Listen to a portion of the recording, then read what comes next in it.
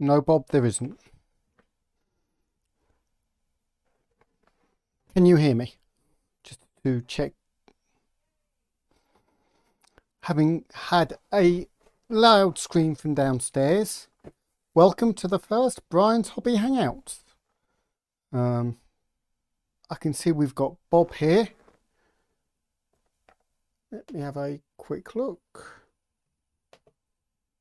Cynthia Warbridge said hello. Bob Chapman said yes, but a little muted. Dragon Shadow said hi, Bob. You'll get to hear when I hear your chat because I've got voice to speech, so you may hear that coming in the background. That's so that I can concentrate on the painting stuff in front of me, which if I switch,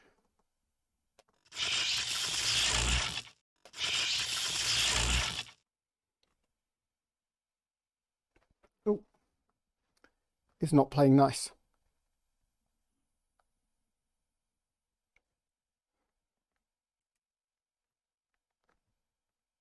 First technology issue of the day. Let's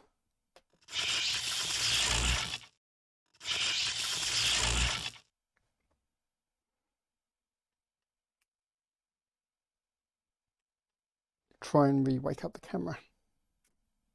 That's better.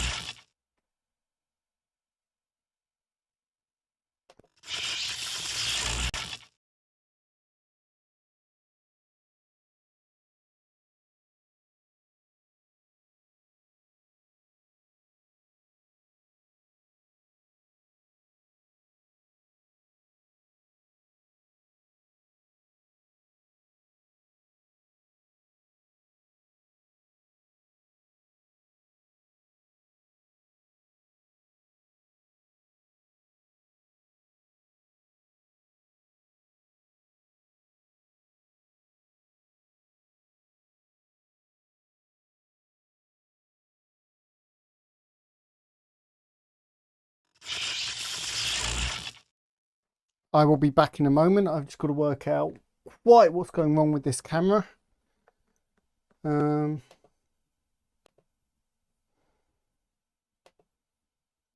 See you shortly.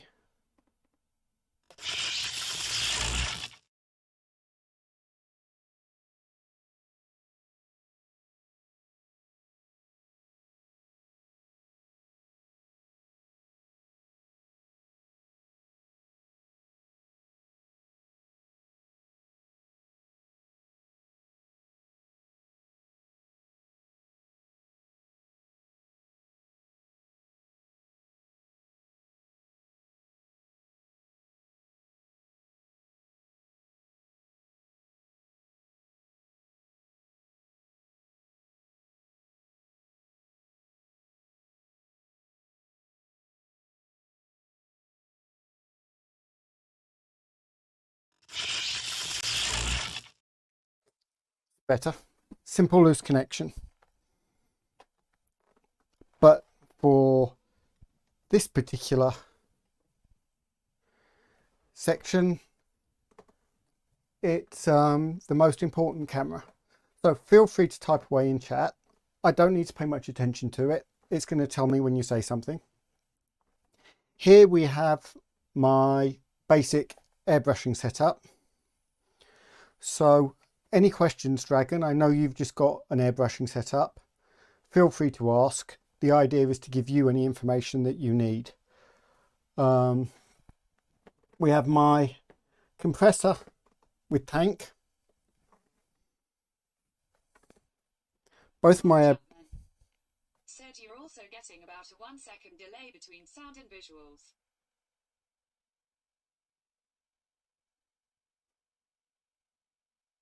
Oh,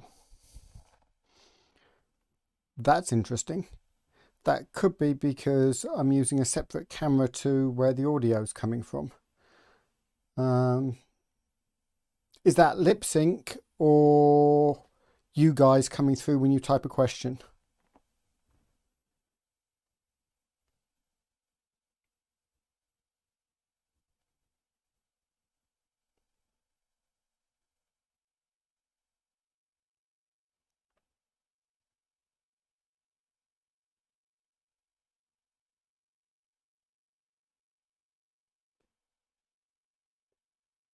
Cynthia Warbridge. Said it's fine on mine.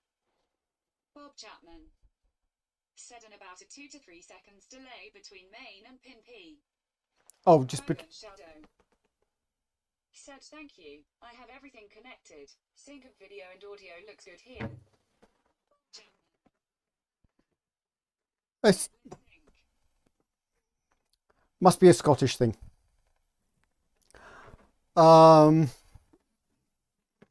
I'm guessing that my system's had too much whiskey, Bob. Said maybe just me then.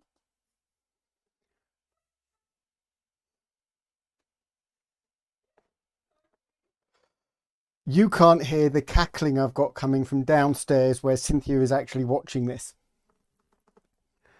So if you've got your setup good and ready to go, Dragon, what bits can I do? What can I show that will be helpful or useful to you?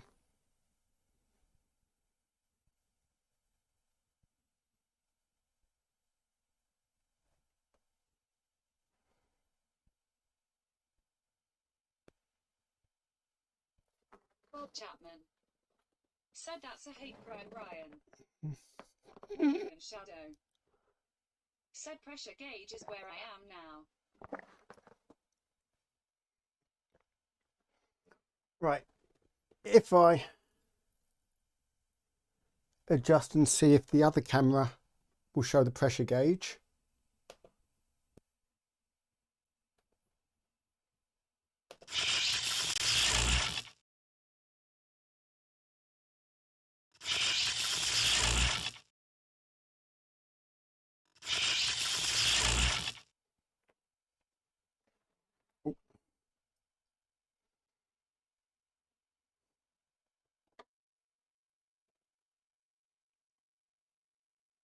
There we go.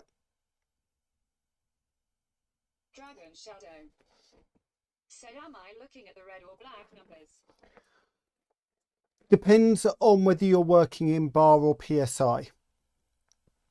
You'll find a lot of European things may well be talking about bar, or PSI gets used quite a lot in the States. As you can see, mine is about 17 at the moment. Some things, if you've got something thick, you might want to go as high as 30 to 40, but generally 15 to 17 is where you want to be with most things. The videos that I did for the Undead Lord, they were all done at about this pressure range. What you might find is you just want to up it a bit if it's not coming out fine enough. What I'll do is I'll get something into the pot and then we can start looking at thickness, because that's where the pressure comes in, is how thick you've actually got your paint. So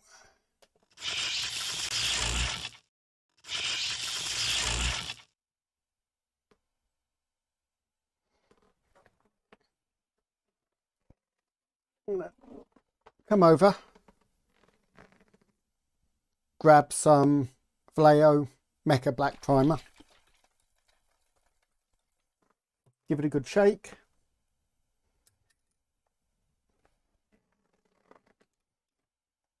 Bob Chapman. Said as smaller pressure equals finer spray. Not really. If you've got more pressure, it can cause a splat. So what I'll do is I will put some in here. I'm going to get cheap cartridge paper. It's always useful to have some lying around. Bob Chapman. Said and vice versa. Dragon Shadow. Said more pressure equals more paint blasted everywhere, smiley face. That's the one, Dragon. So I have a couple of small pots that, actually you can probably do it better there. I have decanted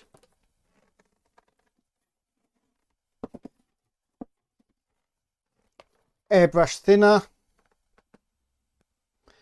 and airbrush flow improver so that it's easier to control the amount that comes out. So because I'm going to be working with just raw primer, I'm not going to thin it. I've still put in 3 drops of flow improver just to make it flow more nicely. Then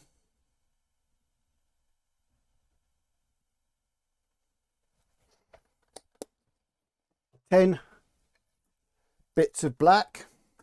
Let's bring this over this way so you can see what I'm doing slightly better.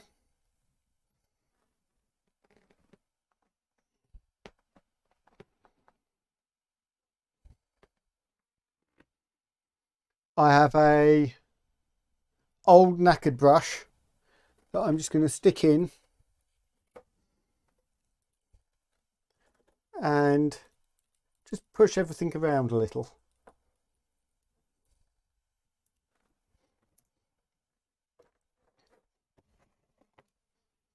Put on my trusty glove. What you can't see, here, let me widen this out a bit so you can see the issue that I'm currently having right here of the canine variety. He's slightly confused. This is his usual state.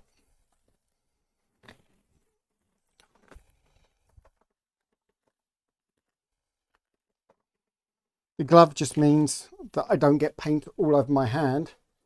I'm now just going to cover the cap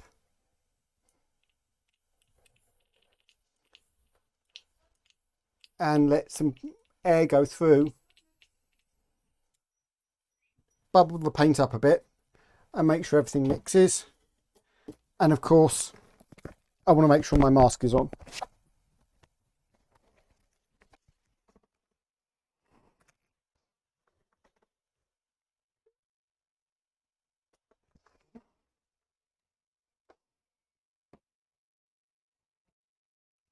Now we can just, so if you watch at low pressure,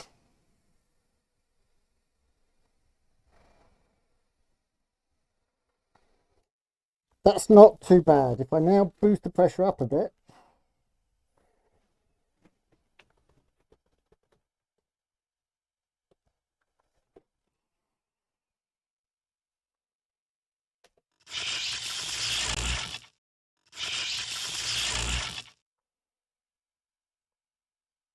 you can see it's now at 30.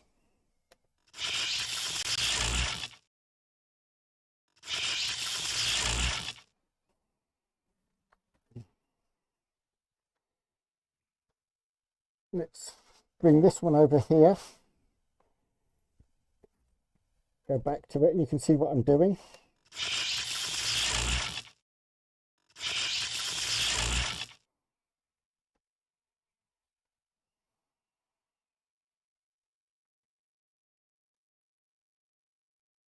A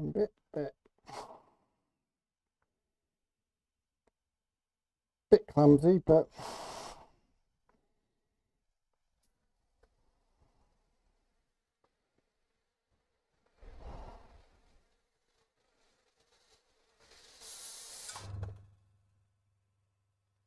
and you can hear that cutting in. So because this is fairly thick, it works slightly better at a higher pressure. If I take it up a bit further still,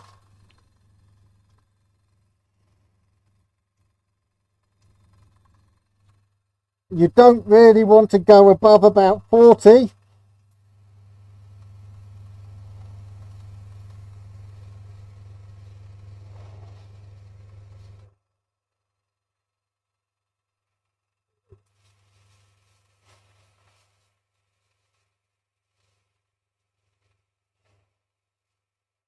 So when it's thick, you will find that you can get finer work out of it at a higher pressure, but you have less control and it's more likely to splat.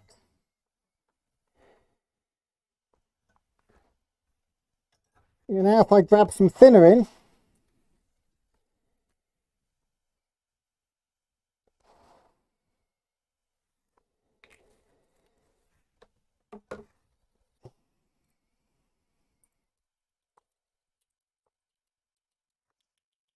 mix it up, blow it back a bit, which will be a lot more violent with the extra pressure. Now,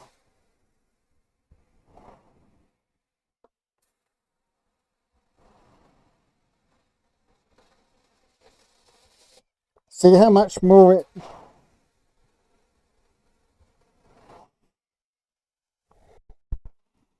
So generally it likes being thinner, especially if you want a wide area.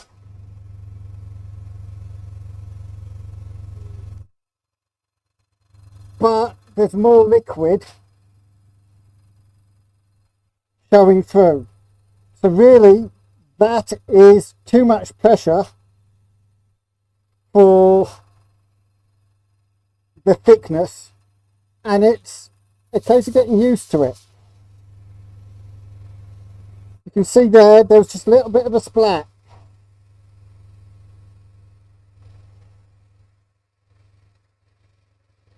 That's not going to work very well for something like a wash.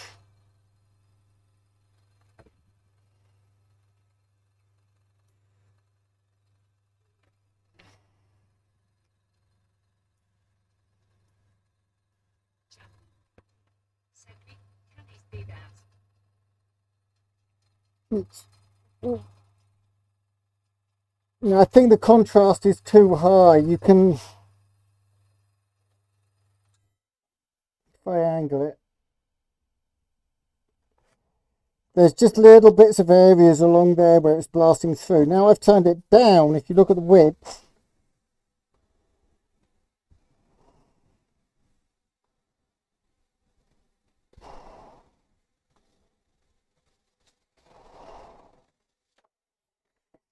see how much more fine control.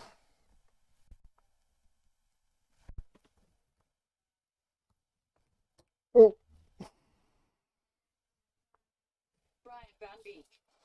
Good morning. Good morning, Brian. Try taking that out a bit, see if that helps.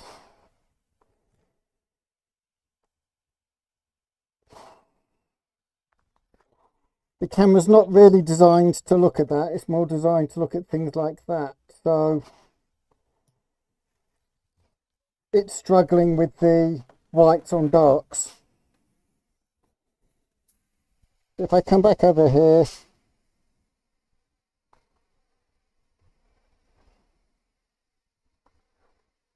so lower pressure means more control. A lot of people will always go very thin. So if I thin it up more,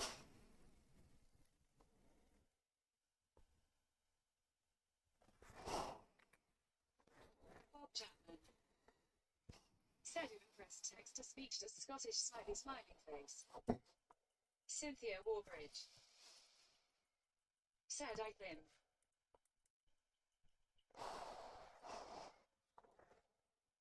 the text to speech has the advantage that I don't have to spend all my time watching the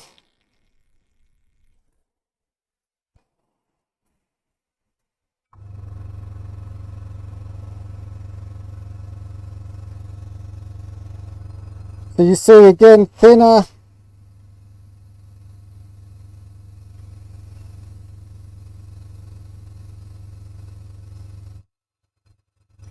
gives you more control, which is you're trying to do thin coats a lot of the time when you're airbrushing. If I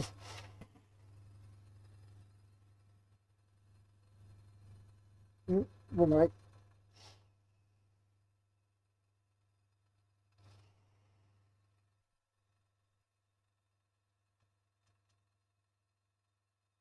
Cynthia Aldridge said, I think the focus problem is actually the spray and lack of control showing. Yeah, the spray won't look focused. That's the idea with... Take that out of the way. You can see he's in focus. And how sharp the shadows are. But how soft the spray looks.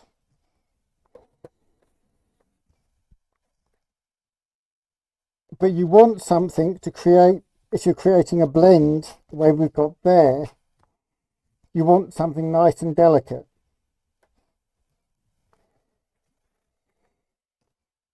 Let's pull that out of there. So nicely donated, as a hint to get me to paint them, I think. My wife gave me some of Gloomhaven miniatures, so if I switch cameras,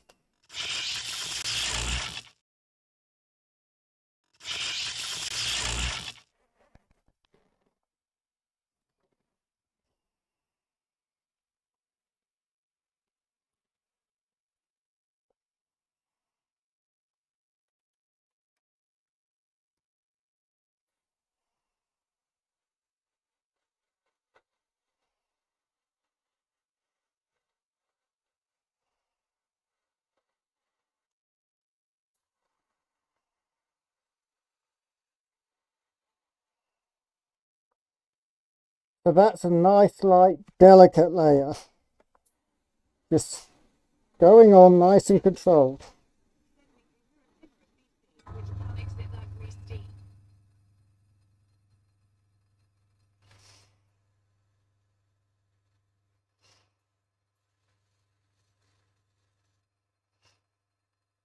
Now you can, if I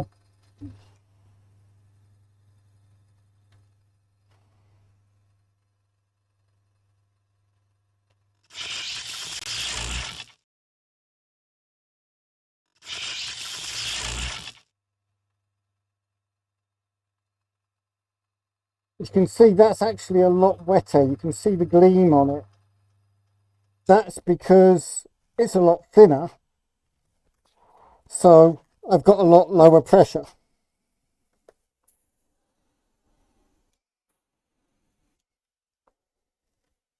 It also can come out a bit faster than you mean it to if you're not careful. Switch my right hand. It's not such a problem at this stage, but it becomes a problem later on. So it's easier to... Bob Chapman said, okay, I'll stop now. I think I broke it. Cynthia Warbridge said, try to get text to speak in Scottish. Slightly smiling face. Bob Chapman.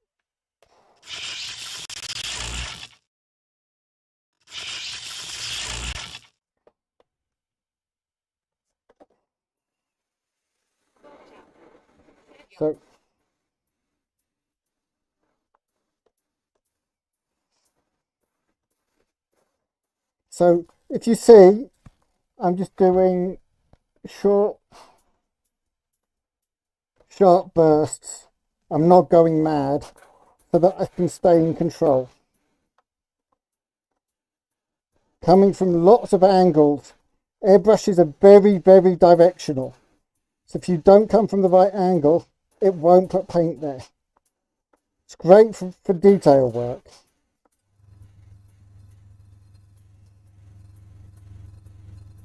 You also need to be conscious how far away from the miniature you are. The further away you go, the wider the area that you cover will be.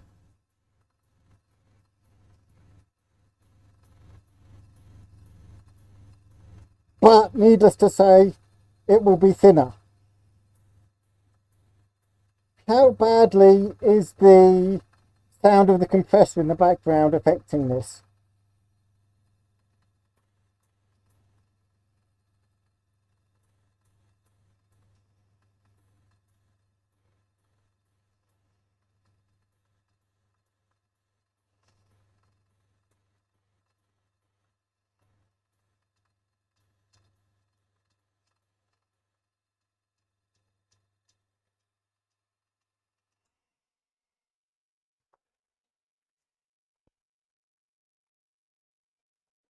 Could you hear me over the compressor?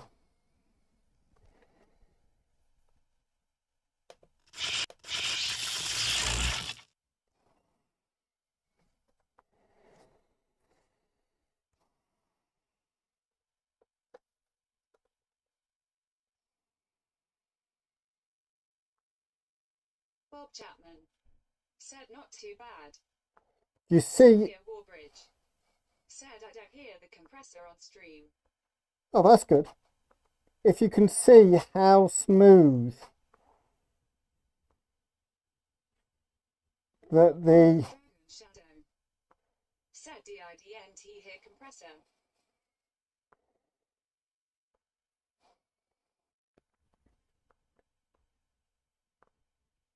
how smooth that is for the varnish.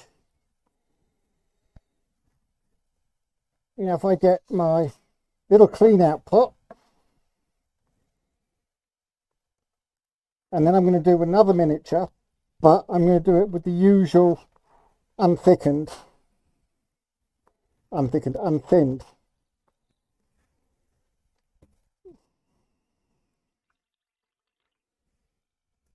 Let me switch back.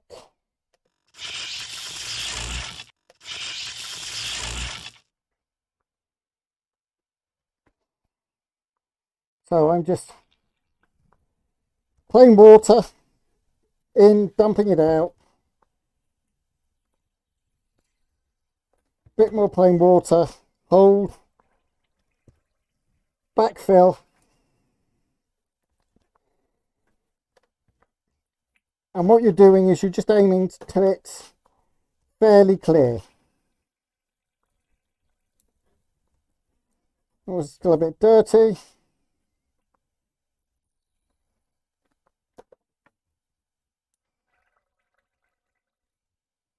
That's nice and clean.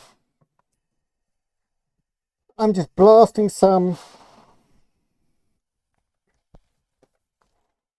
into my airbrush cleaner.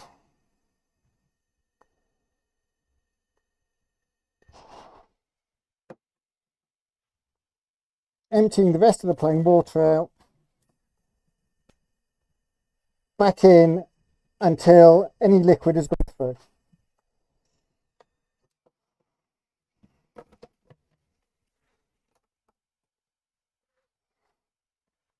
So back in, flow improver.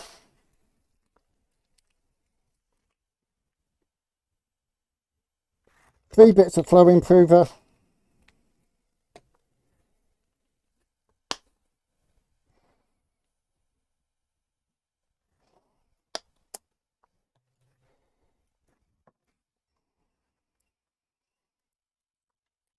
Mix it all up a bit. Blow it through for backfill mixing. And then, just because I'm about to put it on another miniature, just make sure it's clear and ready to go. Notice I haven't turned up the pressure, so I'm doing this at the same pressure I did the thinned,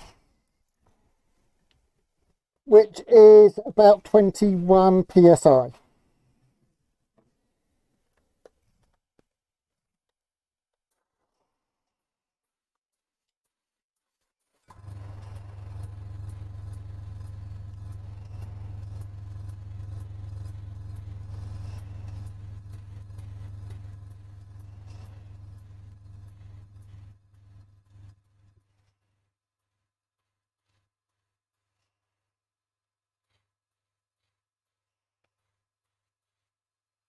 Cynthia, do you want to put in chat what the miniatures are?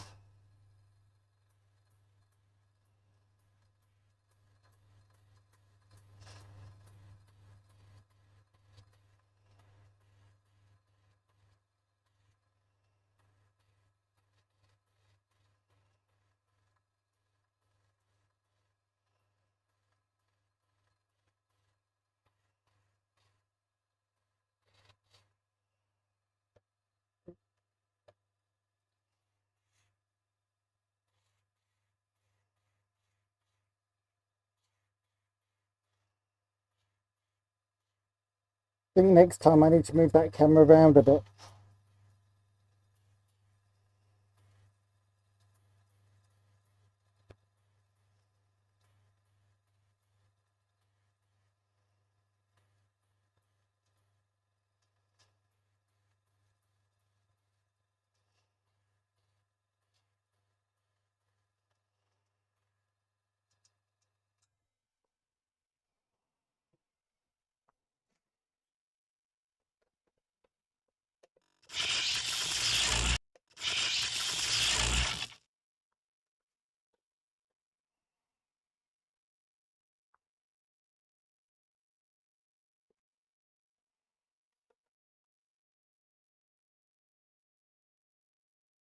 You're still struggling to focus.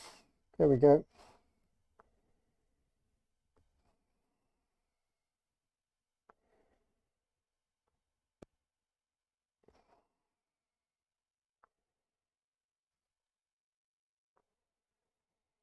So that's a basic undercoat. But generally, if you're using an airbrush, you want to be doing something called zenithal undercoating, which means you're using a white undercoat to cover the equivalent of light. So I'm going to clean out my airbrush again.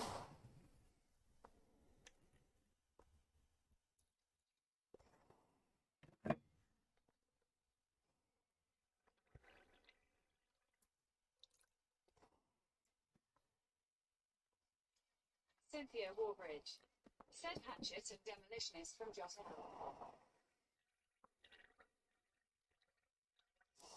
There's an extra long delay for the bot that's doing the text to speech from the sound of it, because I saw that appear in chat quite a while before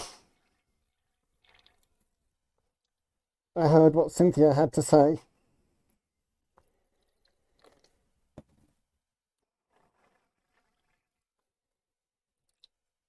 Again, it doesn't need to be perfect.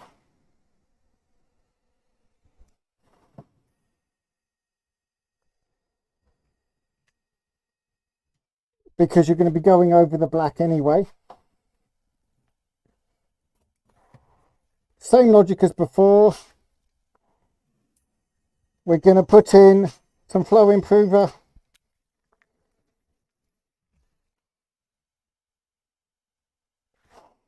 But this time, it's going to be white primer.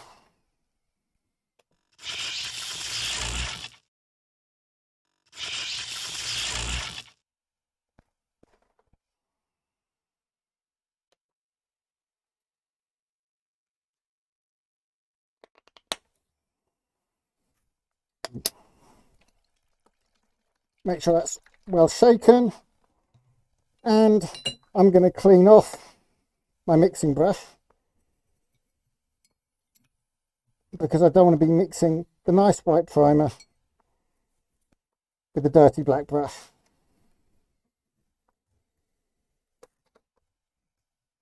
Please note, I'm talking about shade. There are no racial connotations in that.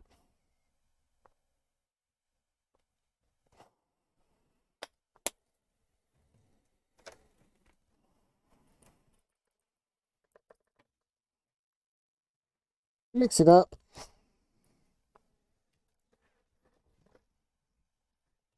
And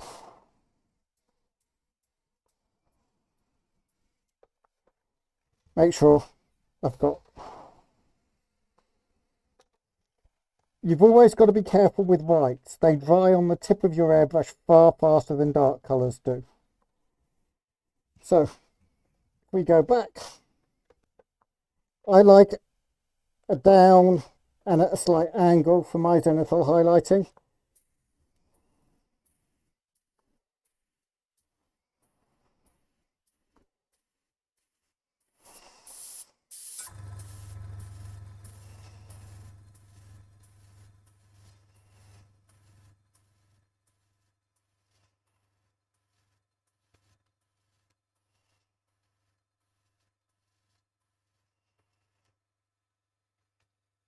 So there you can see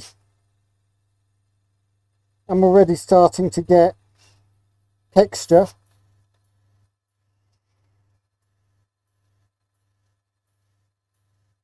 I'm going very heavily from a single direction, but then I'm actually going to go round a bit, almost in a circle.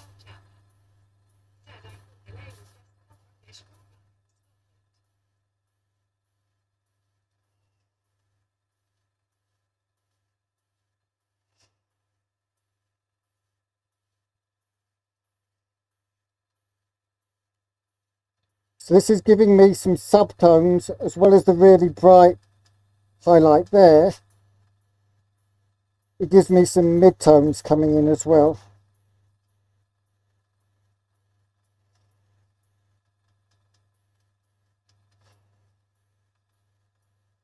And just keeps the texture showing through.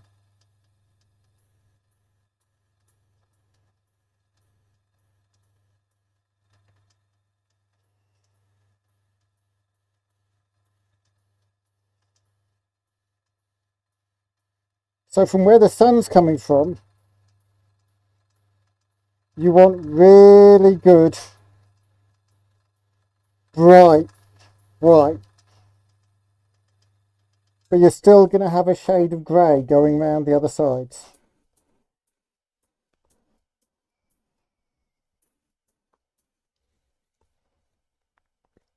This is where airbrushes really pay their dues. Because what I can now do is when I come on and do my next layer,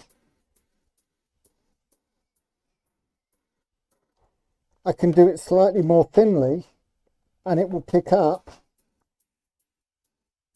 all the texture that I've just put in onto this miniature. If I switch camera,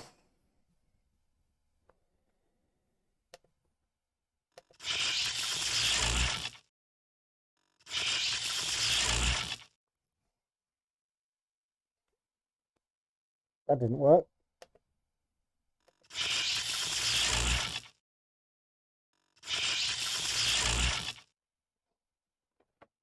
Still didn't work. I'm trying to be too quick.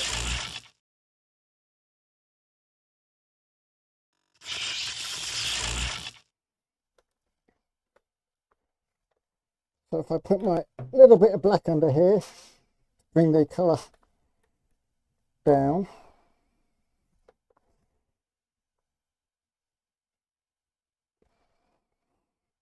You can see all the shadows and texture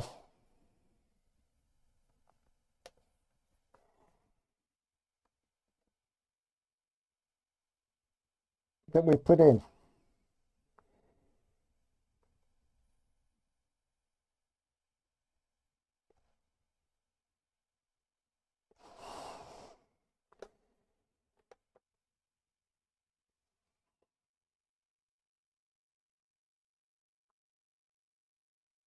Then after that, if you either paint with a paintbrush, if you're not confident, to put glazes over the top,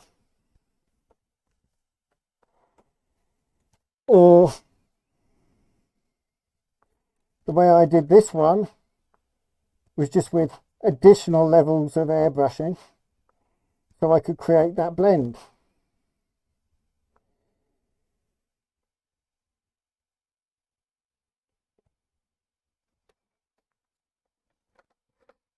But that's how quick and easy it is.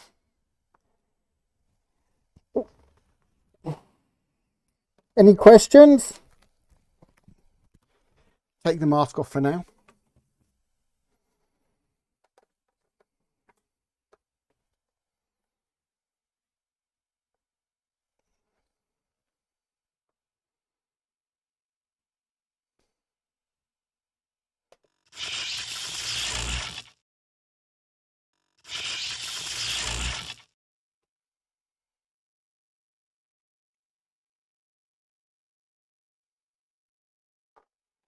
So Dragon, that's just the basics. Zenithal highlighting, I consider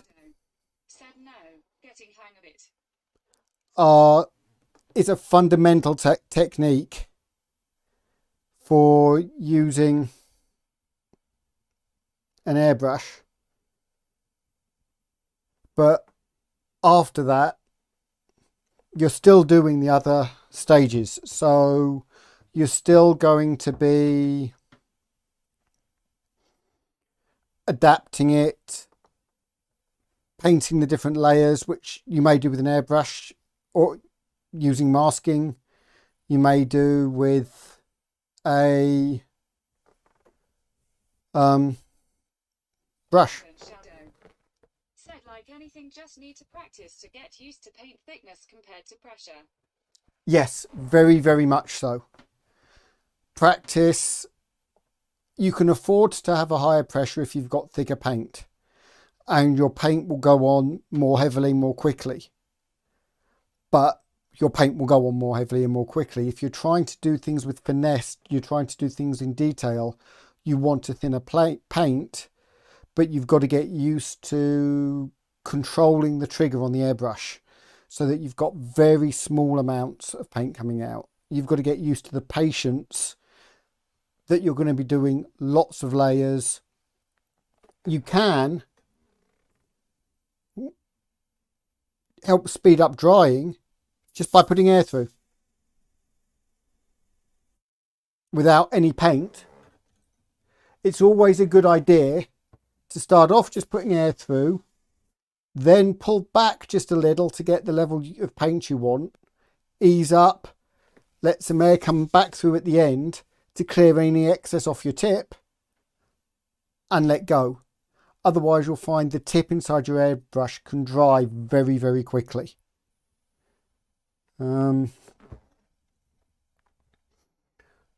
How familiar are you with deep cleaning your airbrush?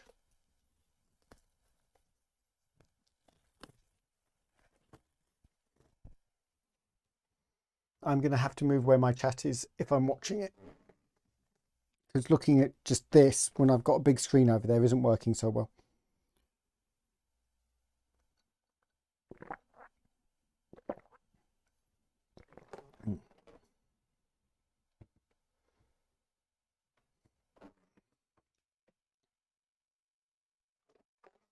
I'm going to start cleaning down the airbrush again. So, white out. Shadow. Said no clue art cleaning other than flow TNNER through. Right. Let's see what I can get done before we all have to run off and watch Rob and Mel. So, always start off with the quick clean process, but then actually go into your airbrush,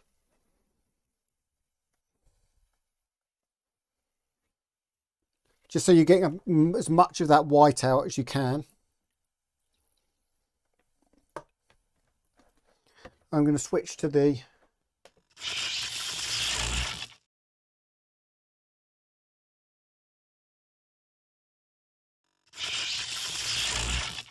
downward facing camera. Just pull this, oh, wrong way.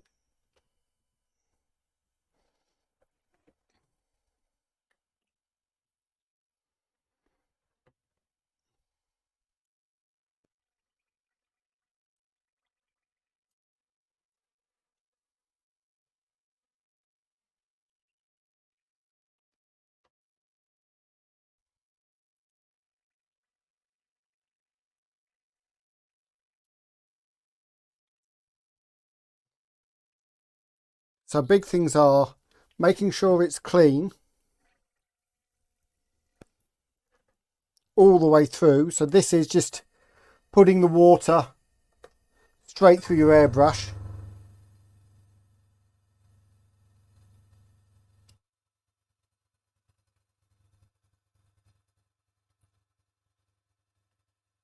So you want to do this on a regular basis. Then cleaner fluid.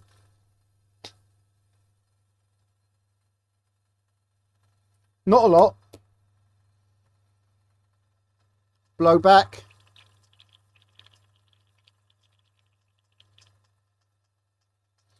And then I'm just going to put all of that cleaner fluid through the brush.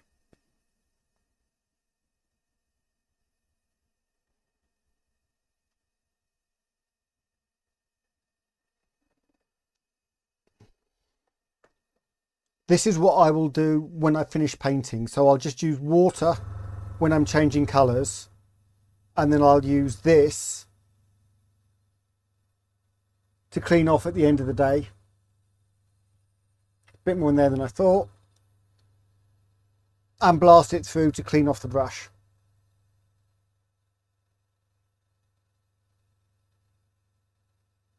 You can actually hear the tone change as the last liquid goes through, or just watch.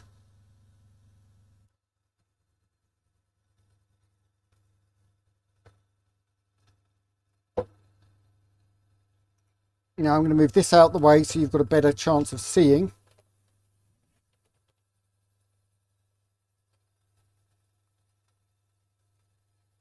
Taking the brush off the compressor.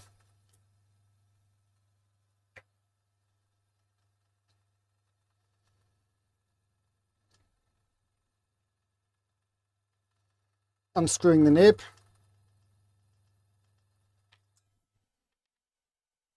And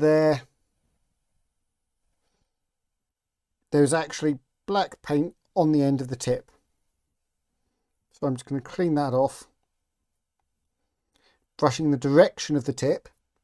Your needle is sharp.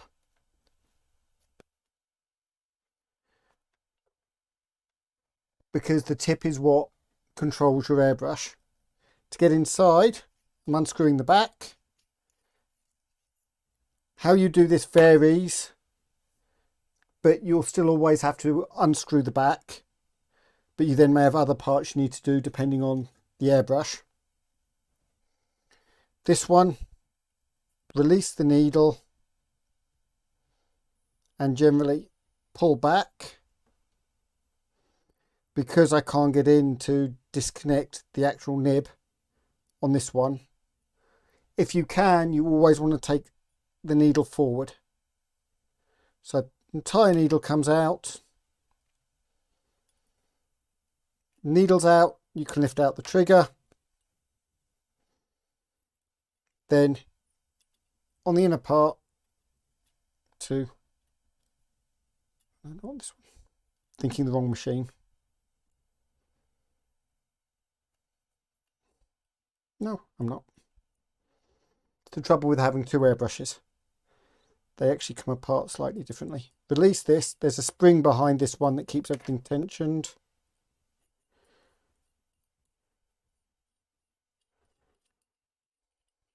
There we go. There's our spring.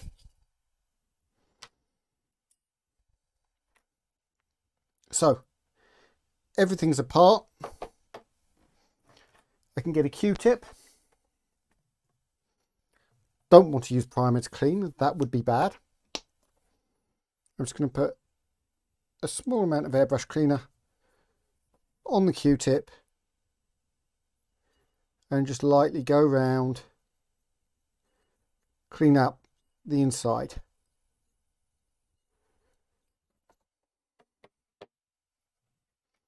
Put a little bit of airbrush cleaner, and again, always pulling in the direction of the needle. Pull it through and try and clear off as much of the paint. If it's getting a bit thick, just gently rub it off with your nail. But be cautious, you can bend the needle.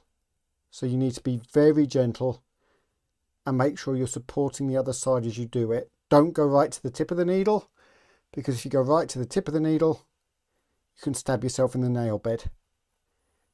And that will hurt.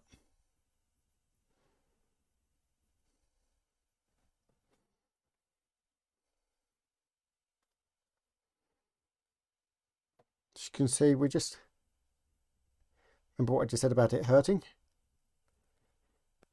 Needles are considered consumables. You can buy new ones. They're not hugely expensive. And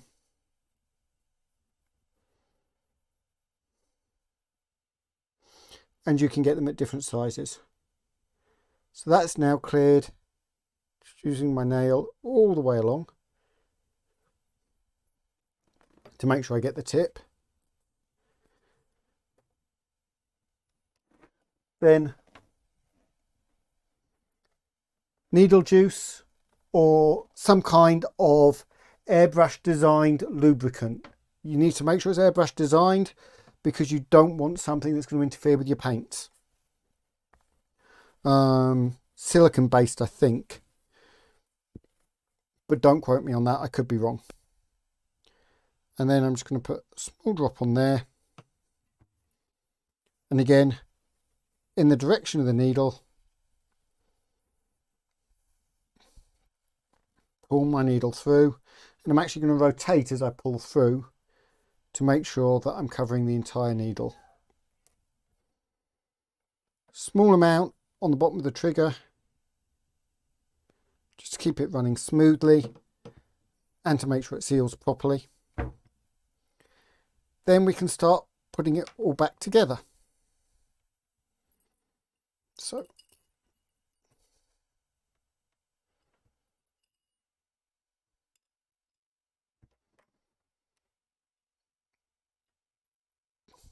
get this in the right order.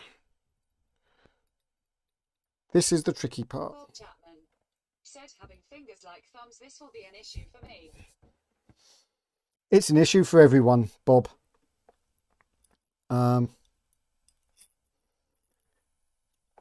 Hence why I'm making it look really bad and clumsy.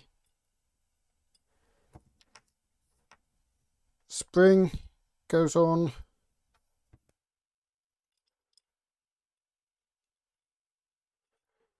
And that screws in. Now, how far you screw this in will depend on how tight the pressure, how tight the spring is on the trigger, basically. I like it fairly tight.